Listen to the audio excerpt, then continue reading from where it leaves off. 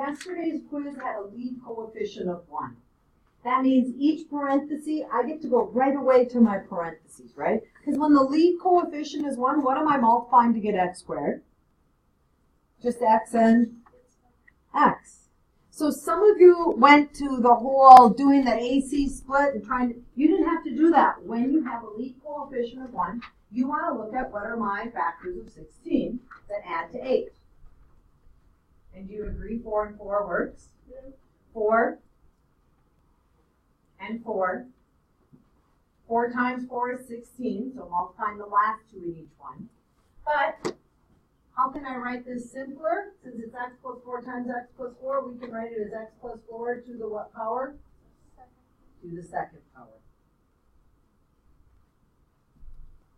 And here I have 4n squared plus minus 12n plus 9. But again, I might recognize, instead of doing the AC split here, I might recognize perfect square and perfect square. If I recognize perfect square, this is 2n if I square it, right?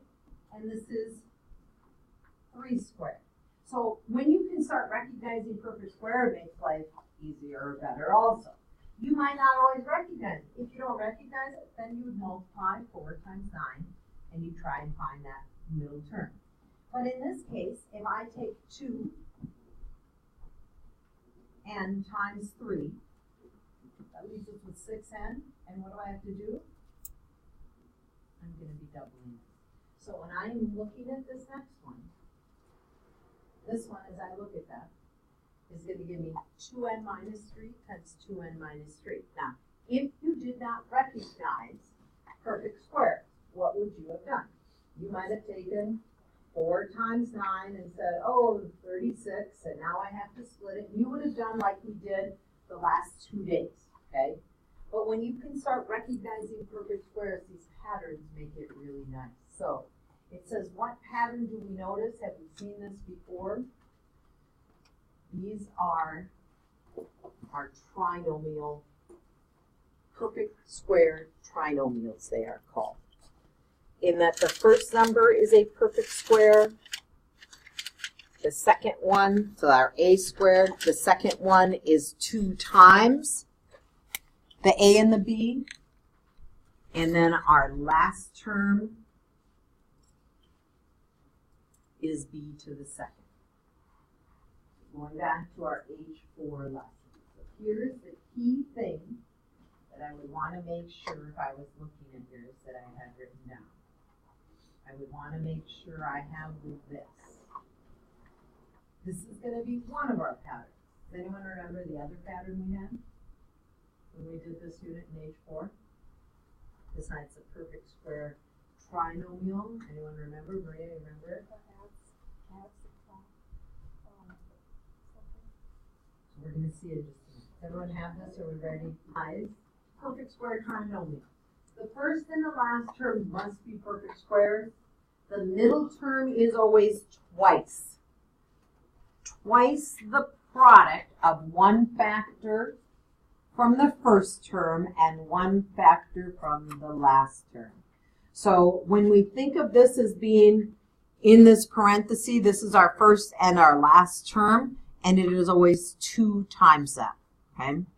So if we have x squared plus 8x plus 16, I'm going to start looking for those perfect squares. So today's unit, not every single one of them, but a lot of them will be perfect square trinomials, right?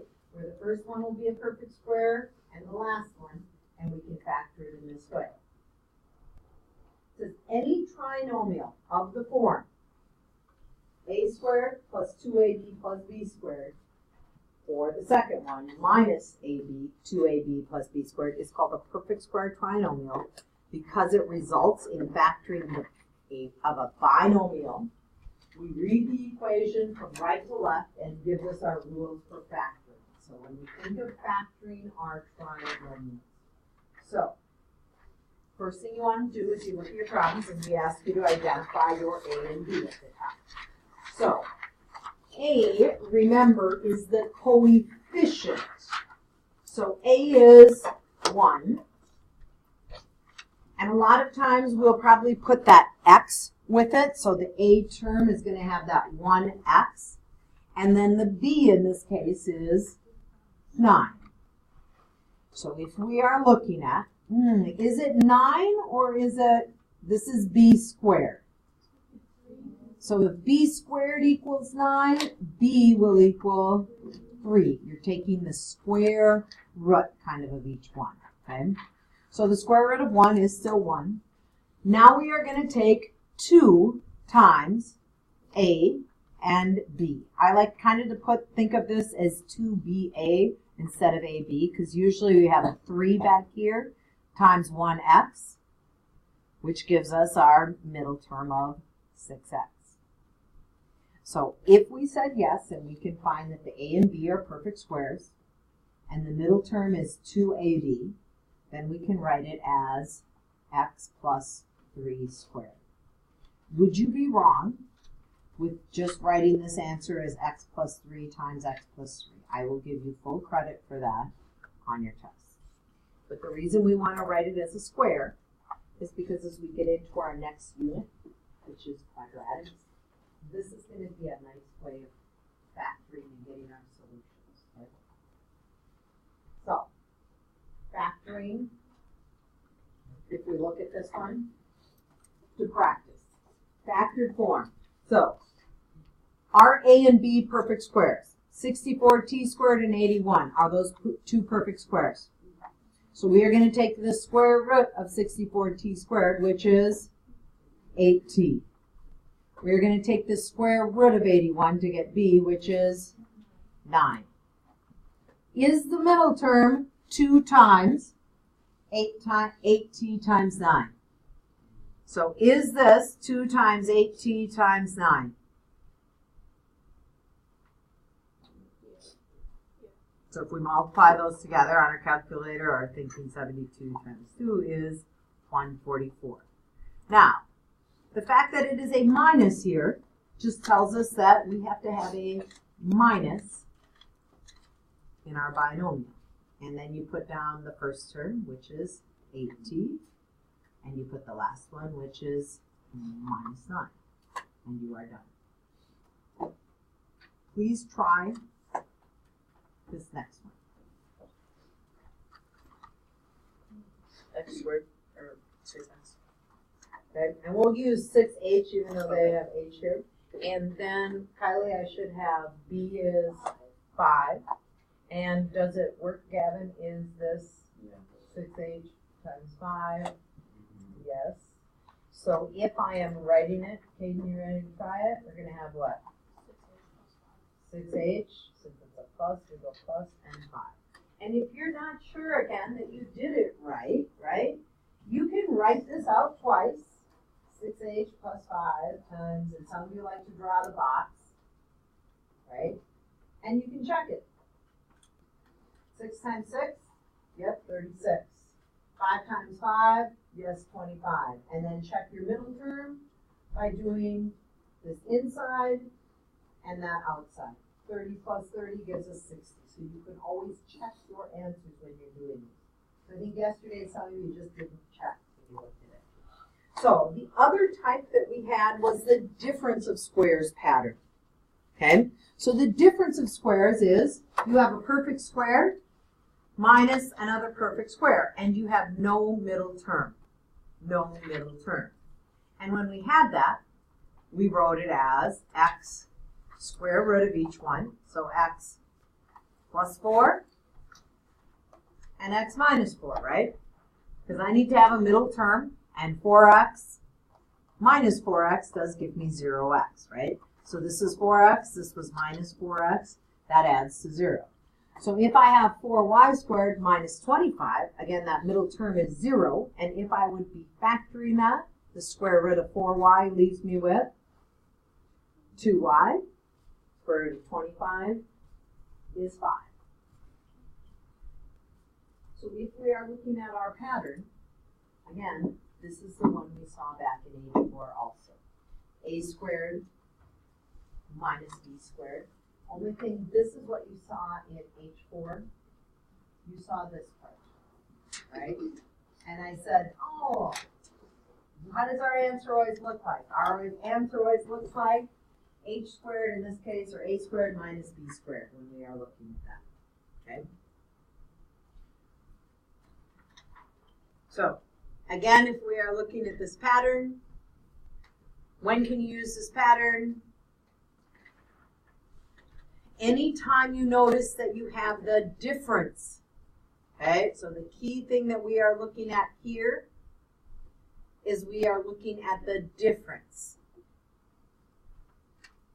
of two squares.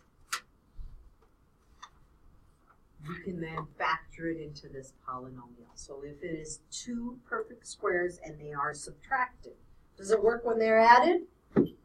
No, only the difference, okay? Only subtraction is this going to work, okay?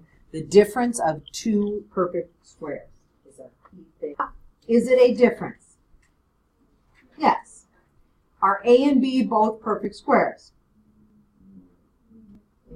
So 1z squared, that's going to be 1z, right? And the square root of b squared is going to be 3. And it is a difference. So we are now going to go with, since they're both yeses, z. And if you want to put 1z, you can, or you can just leave it as z. Z plus 3, z minus 3. And you are done. So, yeah. Does it matter if you have z plus 3 and then z minus 3, or It does z not. minus 3 and then plus 3? So it does not matter if you have x minus 3 or z minus 3 and x doesn't matter. Because remembering that 2 times 3, that is the same as 3 times 2. And that's all we're doing. These are just factors that we're multiplying. So because multiplication is commutative, we love that about it, you can write it either way. All right, so we're going to that last part. First off, is it a difference? Yes. Are A and B both perfect squares? So I'm memorizing those earlier. So we have 1v, right? And we have 10. V plus 10, V minus 10. I would like you right now to try that last one. And Elena, if we are looking at A, what do you have? 5D.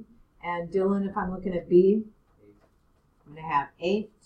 And Jack, if I am writing it, I'm going to have 5D.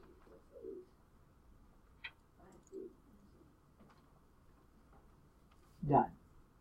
If you need to check it, you can check it. Our middle term would have been 40D and then negative 40D. Those two would cancel and give me 0, which is what we have. And if I check the first ones in each one and the last, it does give me my next one.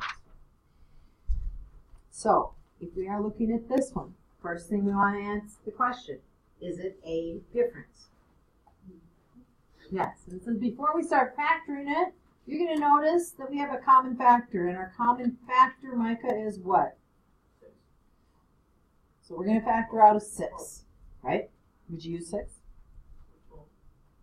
Could go 12, right? So if we factor out a 12, if you didn't recognize that, what if you went with 6? So just to say if we did 6, you would have had 2t squared, right? Minus 24, not difference of 2 squares. So when you factor the largest one, and we go with 12, so then I would have had, Micah, t to the second, right? So it's kind of like going back here and dividing this by 12. So if I divide 12t squared by 12, I get t squared. And I'm going to go and divide 48 by 12, and I'm going to have minus 4. And someone said in the questions today in the homework, what do you do with the 12 all the time? Can I just drop that off? And no, because that's how you ended up at your original problem. So you have to keep this 12 as part of your answer all the way down. Okay? So we're still going to be looking at our A in this one would be this what? Here, go here. T's, just T. And our B in this one then would be, okay, so this is B, so this is A squared minus B squared. So what would just be We gotta be thinking of taking the square root of both of those. So the square root of 4 is 2.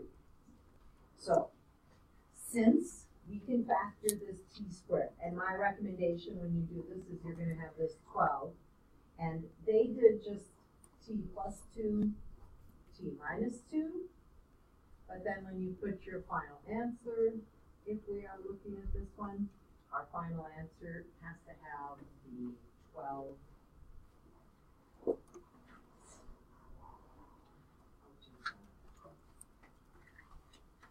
And so if we are looking at that, it has to have that 12 as we are looking.